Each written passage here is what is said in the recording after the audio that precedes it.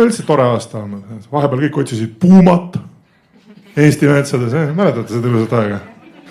Selle asja tegi eriti ilusaks see, et mitte üheltki spetsialistilt ei küsitud sõna ka. Noh, et kas on mingi väike, hästi väike võimalus, et meil võiks kuidagi metsas puuma olla. Ei hakka Turovskit tüütama. On seal olulisemaid asju teha. Kõik läksid kohe kommentaariumisse. No.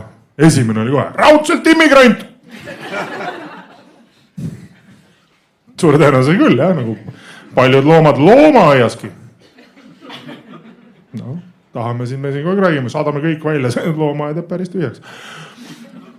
Aga ma hakkasin mõtlema, et huvitav, et kui depressioonis see puuma pidi olema, et immigreeruda Eestisse. Ja ma mõtlen, kas tal oli mingi vestlus kuskil loomariigi tasandil, et tead, ma siin koduses kliimas üldse ei meeldi tahaks midagi muud kui mees Baltikum. Nad on seal jube digitaalsed. Piire põhimõtteliselt polegi. Mine vaata, mis nad teevad seal. Ja.